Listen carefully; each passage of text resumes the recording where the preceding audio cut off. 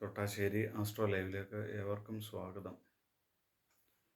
ഞാനിന്നിവിടെ പറയുവാൻ ഉദ്ദേശിക്കുന്നത് രാമായണത്തിലെ ഒരു ചെറിയ കഥാസന്ദർഭമാണ് മാരീച നിഗ്രഹം. നമുക്കറിയാം, ഒരു ചെറിയ കഥ, ഒരു സന്ദർഭം മാത്രമാണതിന്. പക്ഷെ അതിൽ ഒളിഞ്ഞിരിക്കുന്ന തത്വം എന്ന് പറയുന്നത് വളരെ വലുതാണ്.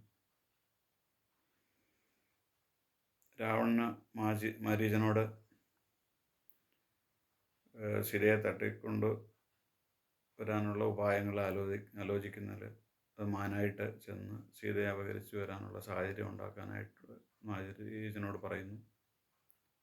പക്ഷെ മാരീചൻ പറയുന്നത്, അങ്ങ് ശ്രീരാമൻ്റെ വേഷം കെട്ടി അവിടെ ചെന്ന് സീതയെ അപഹരിക്കുന്നതായിരിക്കും ഉത്തമം.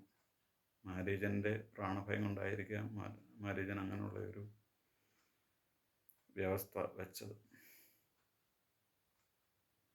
പക്ഷെ അന്നേരം രാവണൻ പറയുന്ന ഒരു കാര്യമുണ്ട്, ഞാൻ പല പ്രാവശ്യം ശ്രീരാമൻ്റെ വേഷം കെട്ടുമ്പോഴും എനിക്ക് സീതയെ ഒരു സഹോദരിയായിട്ട് മാത്രമേ കാണാൻ കഴിയുന്നുള്ളൂ. മറ്റൊരു തരത്തിലേക്ക് എനിക്ക് സീതയെ കാണാനായിട്ട് കഴിയുന്നില്ല, തട്ടിക്കൊണ്ടുവരാൻ കഴിയുന്നില്ല. നോക്കൂ, ആ ഒരു ശ്രീരാമൻ്റെ രൂപം തന്നിലേക്ക് പ്രവേശിപ്പിച്ചപ്പോൾ തന്നെ മനംമാറ്റമായി. ഒരു ഭൗതിക രൂപത്തിൽ മാറിയാൽ പോലും ആന്തരികമായിട്ട് മാറ്റങ്ങൾ ഉണ്ടാക്കുന്നു എന്നുള്ള ഒരു തത്വം ഇവിടെ ഉണ്ട്. അന്നേരം ആന്തരികമായിട്ട് നമ്മൾ മനസ്സറിഞ്ഞ് വിളിച്ചാൽ ഈശ്വരൻ നമ്മുടെ കൂടെ ഉണ്ടാകുമെന്നുള്ളതിന് യാതൊരു തർക്കമില്ല എന്നൊരു സൂചന അതിൽ നൽകുന്നുണ്ട്. ഒന്നാമത്തെ ഭാഗം. രണ്ടാമത്തെ എന്ന് പറഞ്ഞാൽ, സീതയെ തട്ടിക്കൊണ്ടു പോകാനായിട്ട് മാരീചൻ ചെല്ലുന്നു. സീതയുടെ അമിത ആഗ്രഹം,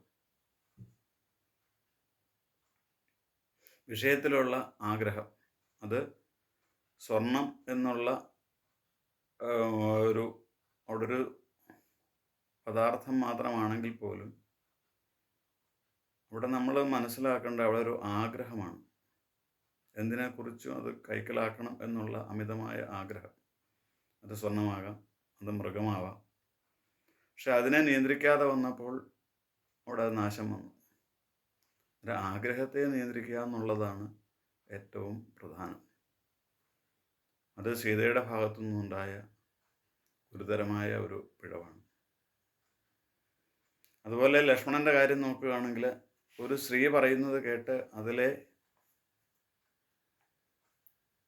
വരും വരാഴികകൾ ചിന്തിക്കാതെ എടുത്തു ചാടി പുറപ്പെടുമ്പോൾ ഉണ്ടാകുന്ന അനുഭവം, ദോഷം സംഭവിച്ചു. ഇത് ഭഗവത്ഗീതയിലെ സാഖ്യയോഗത്തിലെ 3-ാം ശ്ലോകത്തിൽ ക്ഷുദ്രം ഹൃദയ ദൗർബല്യം ത്യക്തോത്തിഷ്ഠ പരന്തപ എന്ന് പ്രത്യേകം പറയുന്നു. ആഗ്രഹത്തെ നിയന്ത്രിക്കാൻ പഠിക്കുക. ഈ കനകം മൂലം കാമിനി മൂലം എന്ന് ഒരു ചൊല്ലുണ്ട്. ശരിക്കും ലക്ഷ്മണന് കാമിനി മൂലം ദുര്യോഗം വന്നു, അല്ലെങ്കിൽ സ്ത്രീകൾ പറയുന്നത് കേട്ട് അതിലെ വരുംവരാഴികൾ മനസ്സിലാക്കാതെ മുന്നോട്ട് പോയതിൻ്റെ ദുര്യോഗം. സീതയ്ക്ക് ആ വിഷയത്തിലുള്ള ആഗ്രഹം, ആ മാൻ തന്നെ വേണം, ആ സ്വർണ്ണമാനെ തന്നെ വേണം, അത് ആ ആഗ്രഹം സീതയുടെ നാശത്തിനായിട്ടും ഭവിച്ചു.